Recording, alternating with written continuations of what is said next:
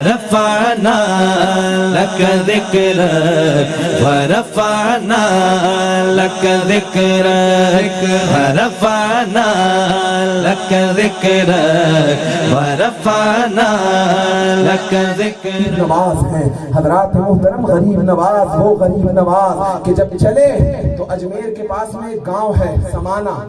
کیا نام ہے اس کا؟ یہاں کا جو بادشاہ تھا وہ پرتھوی راج چوہان کا داماد تھا، اور یہ بھی بڑا بغض رکھتا تھا سرکار غریب نواز سے. بس چاہتا تھا کہ بس موقع ملے تو ان کا کام تمام کر دیا جائے، ستیاناش کر دیا جائے. حضرات محترم، اس سے پہلے ایک واقعہ اور سنو. سمانا سے پہلے ایک گاؤں تھا جس کے اندر 5000 برہمن رہا کرتے تھے. سب اینٹینے والے تھے، سب ایک کوئی بغیر اینٹینے کے نہیں تھا. 5000 اینٹینے والے. ان میں ان کا جو سب سے بڑا پروہت تھا، پروہت حضرات محترم، اس کا کام کیا تھا کہ وہ صبح صبح اٹھتا، دودھ کا لوٹا لیتا اور اپنے مندر میں چلا جاتا، گھنٹا بجاتا، دودھ کا لوٹا پتھر کی مورتی کے سامنے رکھتا، اس کے قدموں میں دودھ چڑھاتا، پھر واپس چلا آتا. بس دن یوں ہی گزر رہے تھے. اس پروہت کی ایک بیٹی تھی جو جوان ہوتی جا رہی تھی، 18 سال کی عمر اس کی. ایک دن اپنے باپ کے ہاتھ کو پکڑا اور کہنے لگی، اے باپ، میں بھی اپنے مذہب کی چیزوں کو جاننا چاہتی ہوں، پہچاننا چاہتی ہوں. اب کام یہ کریں کہ آج سے آپ مندر نہیں جائیں گے بلکہ میں مندر جاؤں گی. پروہت نے کہا، بیٹی تم مت جاؤ. کہا، نہیں باپ، میں جاؤں گی، میں بھی اپنے مذہب کو جاننا چاہتی ہوں، پہچاننا چاہتی ہوں. کہا، باپ اب آپ مت جائیں، میں جاؤں گی. جب بیٹی نے حضرات محترم ضد پکڑ لی تو باپ نے کہا، بیٹی ٹھیک ہے، یہ دودھ کا لوٹا لو، مندر جا کر کے مورتی کے پیروں میں چڑھا کے واپس آ جانا. اب بیٹی چلی 18 سال کی مندر کی طرف. جا کر کے گھنٹا بجایا. جب مندر کے اندر گئی تو دیکھا کہ ایک پتھر کی مورتی رکھی ہوئی ہے. حضرات محترم، اب اس نے مورتی کے قدموں میں دودھ نہیں چڑھایا، اس مورتی کے قدموں میں جا کے بیٹھ گئی اور کہنے لگی، ہے بھگوان، میرے بھگوان. ان کی زبان میں وہ کہتے اپنے آپ کو کہتے رہے حضرات محترم، ہے بھگوان، جب تک تم یہ دودھ نہیں پیو گے تب تک میں اس مندر سے نہیں جاؤں گی، اور اگر تم نے دودھ نہیں پیا تو سر پٹک پٹک کے مر جاؤں گی. حضرات محترم، اب یہی الفاظ دہرا رہی ہے وہ بیٹی. لیکن پتھر کی مورتی کہاں دودھ پیا کرتی ہیں حضرات محترم؟ نہ انہوں نے کل پیا تھا، آج پیا ہے، نہ قیامت تک پئیں گی. حضرات محترم، کون سا ایسا پتھر ہے جو دودھ پیتا ہو؟ خواہ مخواہ دودھ کی ندیاں بہائی جا رہی ہیں. ارے یہ دودھ اگر غریبوں میں تقسیم کر دیا جاتا تو کتنے کام آتا. یہ دودھ اگر غربا میں تقسیم کر دیا جاتا تو کتنا کام آتا. ارے پتھر تو پتھر چھوڑو، آج کل تو ناول جو 10 لے ایک فن مار دے تو زندگی تمام کر دے. حضرات محترم، بس اللہ عقل دے اور ہدایت دے اور نور ہدایت دے پاک پروردگار. اب یہ بیٹی بار بار کہہ رہی ہے، پی لو ورنہ پیشانی پٹک پٹک کے مر جاؤں گی. بس یہ کہہ رہی تھی اور سر پٹک رہی تھی. اس کی پیشانی سے خون کے فوارے نکل رہے ہیں. بس اسی لمحے میں غریب نواز کا گزر ہوتا.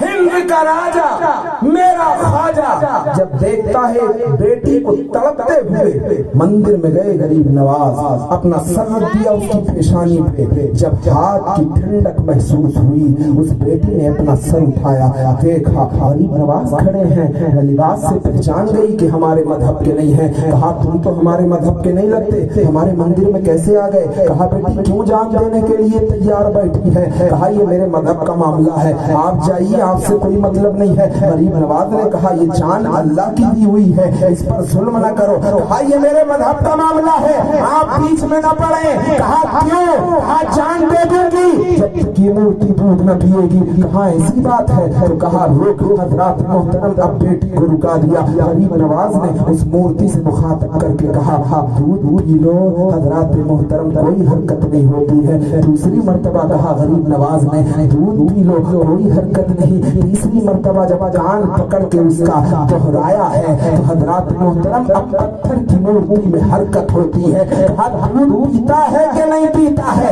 اب ہاتھ ہلنے لگے، زبان میں حرکت ہوئی، لب کھلے، پیر چلے، ہاتھ سے کٹورا اٹھایا، لب سے لگایا، گٹ گٹ پی گیا. اب لڑکی دیکھ رہی ہے اس بابا نے کس طریقے سے اسے دودھ پلا دیا. غریب نواز کو دودھ بنا کے چلے گئے. اب بیٹی نکلی ہے مندر سے گھر کی طرف, پیشانی خون سے لال لال ہو گئی. حضرات محترم جیسے ہی گاؤں میں پہنچی, گاؤں کے اندر شور برپا ہو گیا, کہیں عزت لٹا کے آئی ہے. کہا عزت نہیں لٹا کے آئی ہو, مندر میں دودھ پلا کے آئی ہو. کہا کس کو پلا کے آئی ہے؟ کہا اپنے بھگوان کو پلا کے آئی ہو. اب کون قبول کرتا اس کی بات کو کہ پتھر بھی کیسے دودھ پی سکتے ہیں, آج تک نہ پیا تو آج کیسے پی لیا. کہا جھوٹ بول رہی ہے اپنی عزت کو بچانے کے لیے. کہا جھوٹ نہیں بول رہی ہو, میری بات کا یقین کرو. کہا کیسے کریں, ہمارے آباء و اجداد نہ پلا سکے, ہم نہ پلا سکے, تو نے کیسے پلا دیا؟ کہا بس پلا کے آ رہی ہوں. کوئی ماننے کے لیے تیار نہیں ہے.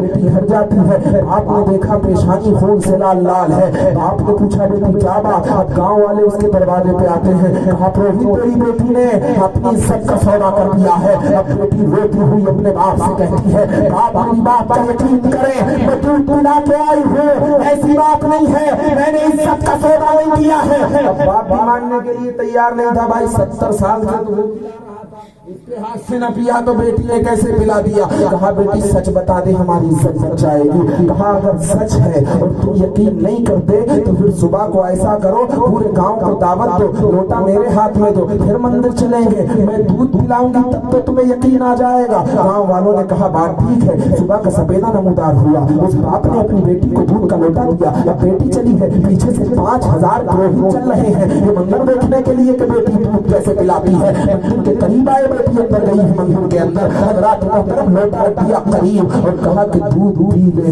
حضرات محترم وہ کہا دودھ پینے کے لیے تیار ہے. پھر کہا دودھ پی لے. کہا دودھ پینے کے لیے تیار نہیں ہے. اب ایک شور بپا ہوا. پروہت ہم نہ کہتے تھے کہ تیری بیٹی نے عزت کا سودا کر دیا ہے, اپنی عزت کو بچانے کے لیے جھوٹ بولتی تھی. اب جب تیسری مرتبہ اس کی زبان کھلتی ہے, اس لڑکی کی تو کہتی ہے پیتا ہے کہ نہیں پیتا ہے, ورنہ کل والے بابا کو بلا لوں گی. بس اتنا کہنا تھا, زبان میں حرکت ہوئی, لب کھلے, ہاتھ کھلے, پیروں نے چلنا شروع کیا.